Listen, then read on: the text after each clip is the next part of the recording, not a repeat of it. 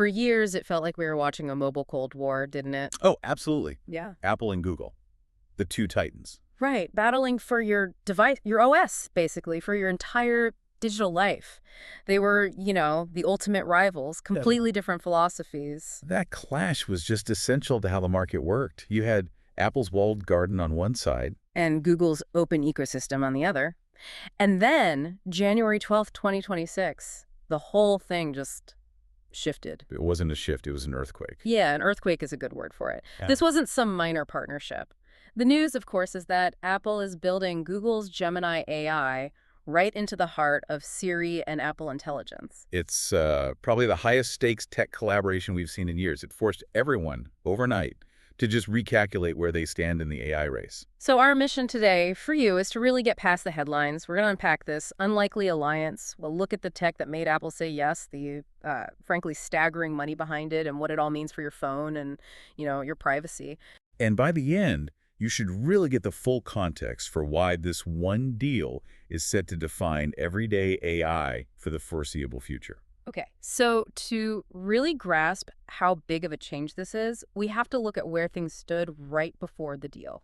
They were in completely different places, drastically different. Let's start with Apple. I mean, their whole identity is built on that tight integration, right? Hardware and software working perfectly together. And that ironclad privacy promise. Yeah.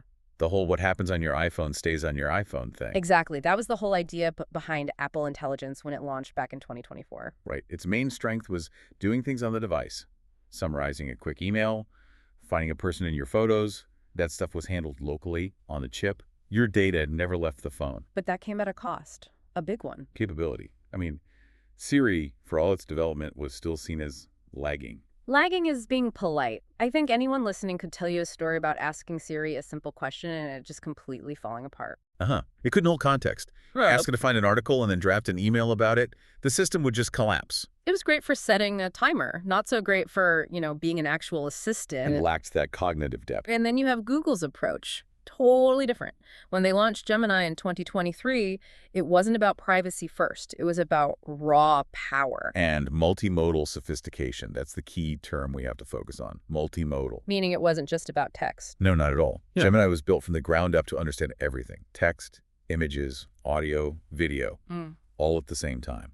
It sees the world, so to speak, more holistically. And they were smart about how they rolled it out. Very. They tiered it. You had Gemini Ultra for the huge, complex cloud stuff, Pro for businesses, and then the most important one for this conversation, Gemini Nano. Optimized specifically for phones. Exactly. So we get to the billion-dollar question.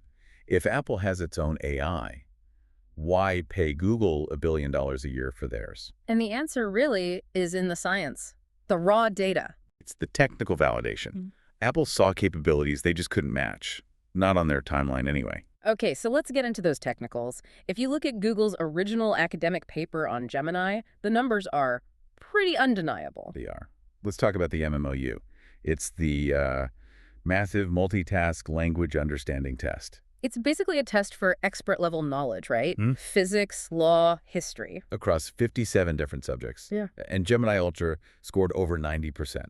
That's better than most human experts. 90% is a huge signal. But you mentioned multimodal. What about the tests for that? That's where it really pulled away. Right. On the MMMU, that's the multimodal version of the test, Gemini got a 62.4%. Okay, 62 doesn't sound as amazing as 90. I know, but in this specific field, that was a jump of over 5 full percentage points against its closest competitor. In AI development, a 5-point leap is.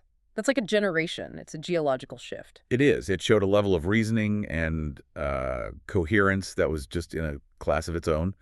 Meanwhile, Apple's internal models, they were still struggling. Even their own research admitted it. Right. Their own academic papers mentioned collapses in logical puzzles when the models were scaled up. You can't build a reliable assistant on a foundation that might just break. And they already had a patch, didn't they? They'd integrated OpenAI's ChatGPT back in 2024. They did for those complex queries Siri couldn't handle. But it was a patch, a Band-Aid. They knew they needed a better brain at the core of the system. And the data just screamed that Gemini was that brain. It was empirically the most capable option. Which brings us to the deal itself. January 12th, 2026. This wasn't just some software license. No, this is a multi-year, multi-billion-dollar arrangement. The figure floating around is about $1 billion per year. And Apple isn't just getting the standard Gemini. No, they're getting a custom version, a bespoke model.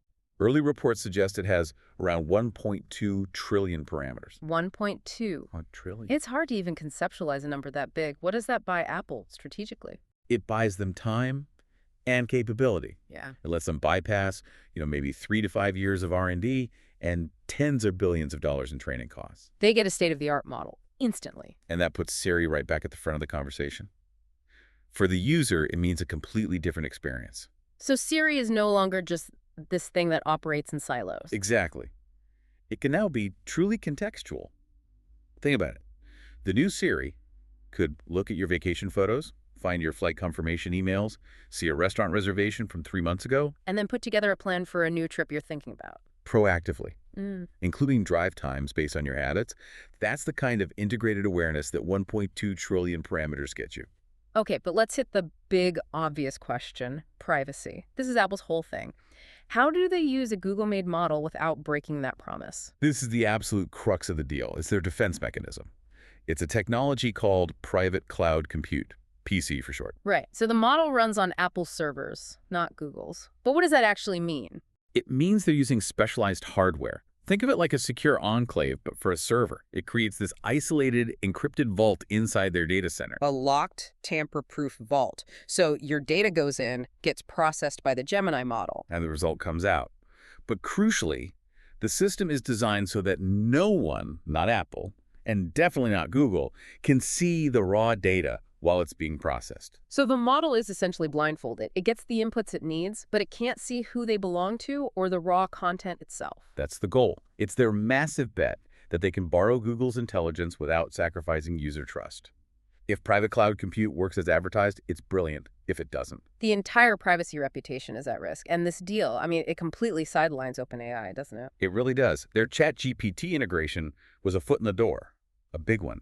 But now, Gemini is the foundational engine. OpenAI gets relegated to a secondary, maybe specialized role.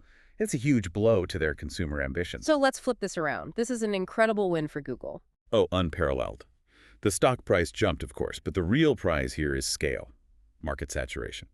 Gemini now powers Android and iOS. All of it. That's 2 billion devices worldwide.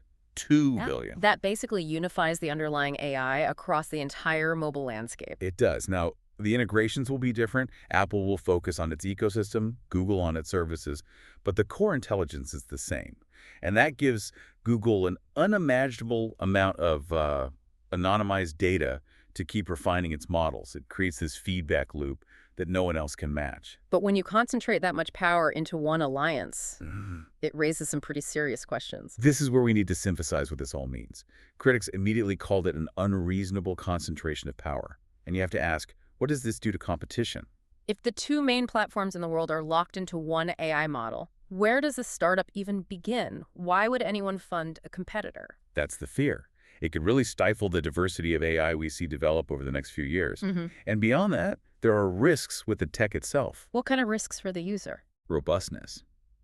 We've seen, even with the best models, that at a massive scale, they can sometimes have what researchers call collapses in reasoning. Meaning the AI just stops making sense. Forgets context, becomes illogical. So we have to watch closely to make sure the new Siri doesn't just swap its old dumb answers for new, more high-stakes kinds of failures. So, okay, as we look ahead to 2026, the promise for you, the listener, is pretty straightforward. Your phone should just work better. It should feel smarter and be less frustrating. That's the immediate practical benefit. You're getting an accelerated innovation curve paid for by Apple. But the strategic cost is this massive power concentration. And a lot is riding on this private cloud compute technology. So to sum it all up, this is a crossover of superheroes. Apple brings the ecosystem, the hardware, and the security layer. And Google brings the scientifically validated trillion-parameter brain. And this collaboration is pretty much set to define our user experience for the next decade. The takeaway for you is simple. You can probably say goodbye to the Siri that couldn't understand you. The innovation is here. But we all need to stay vigilant about privacy and, frankly, about monopoly. So here's a final thought for you to take away and think about. With Gemini now at the core of 2 billion devices and OpenAI pushed to the side, is this the definitive end of the road for OpenAI's dominance in the consumer space? Or is this just a temporary, very expensive setback in a much larger AI race that's still being run?